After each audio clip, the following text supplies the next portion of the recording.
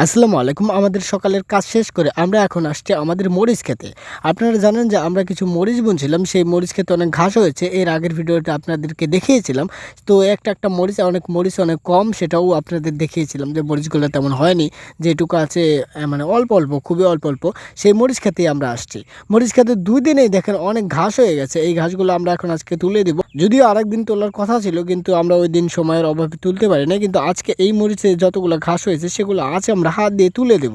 হাতে পাচ্ছ না, আমরা এই মরিচ গাছগুলো নিড়িয়ে দিচ্ছি এবং খুব সুন্দরভাবে নিখুঁতভাবে নিড়াতে হয়, কারণ একটা মরিচ গাছ যদি এর মধ্যে যদি এই পাছন দিয়ে আমরা নিড়াচ্ছি, এই পাছন দিয়ে যদি আবার মরিচ গাছগুলো কেটে যায় তাহলে কিন্তু আমাদের সব শেষ। সেজন্য আমরা নিখুঁতভাবে এই মরিচগুলো নিড়াচ্ছিলাম। তো সকালে আমাদের গরুর কাজ করতে হয়। গরুর কাজ বলতে গরুর জন্য সবার আগে আমাদের যেটা করতে হয় সেটা হচ্ছে গরুর ঘাস সংগ্রহ করা। আপনারা জানেন যে আমাদের এখনো ধান পাকে নাই, আর আমাদের খ্যারও নেই, আগের খ্যারও নেই। আমরা তো ওই বহু দূর থেকে আমরা এই কাইসা এনে গরুকে খাওয়াচ্ছি। গরুর খাবার সংগ্রহ করাটা অনেক টাফ, তো তারপরে আমরা কষ্ট করে এটা করছি অনেক দিন ধরে। কারণ সকালে ঘুম থেকে উঠে আমাদের সর্বপ্রথম যেটা করতে হয় সেটা হচ্ছে আমাদের গরুর জন্য খাবার সংগ্রহ করা। খাবার সংগ্রহ করতে দেখা যায় যে আমরা গরুর জন্য প্রপারলি যে খাবারটা সংগ্রহ করি সেটা করতে আমাদের প্রায় দুপুর পার হয়ে যায়। মানে সকালকার খাবার দিতেই এখন একটু গরু পালা অনেকটা কষ্টকর হয়ে যাচ্ছে।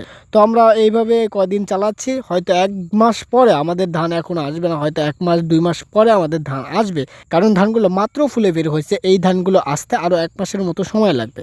তার মানে ১ মাসের মতো ধানের মারাই টারাই করতে ১ মাস চলে যাবে। ১ মাসের মধ্যে আমাদের খ্যার হয়ে যাবে। এখন কিন্তু আমাদের গরুর খ্যার নাই, তাই জন্য আমাদেরকে অনেক কষ্ট করতে হচ্ছে। তো এই জন্যই আমরা অন্য কাজ করতে সময় পাই না। এই যে মরিচ খেতে এগুলো ঘাসে ভরে গেছে, আমরা এগুলো আগেই তোলা উচিত ছিল, কিন্তু আমরা সময়ের অভাবে এইটা তুলতে পারি নাই। আর এখানে অনেকগুলো মূলা ও অন্য শাকসবজিও লাগাইছিলাম, সব কিছুই ঘাসে ভরে গেছে। দেখেন এখন কিন্তু দুপুর রোদ উঠছে, এতটা কড়া রোদ, মানে শীতের কাল কিন্তু চলে আসছে, তারপরে কিন্তু রোদের তাপটা কমে না। এই বছর এত রোদ গেল আল্লাহ, এখনো দেখেন রোদের প্রচণ্ড তাপ, যে থাকাই যাচ্ছে না। তো যাই হোক, আমরা এখন এই যে আমাদের বেগুন গাছ যেটা দেখছিলাম, আমরা বেগুন গাছ লাগাইছিলাম, অনেক বেগুন গাছ মারি গেছে, এই এখনও ২-১টা গাছ মরে যাচ্ছে।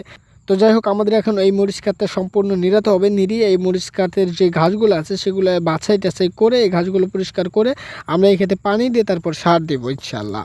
তো এটা হচ্ছে আমাদের সিম গাছ। আপনারা কয়েকটা ভিডিওতে এই সিম গাছ দেখছেন অবশ্যই।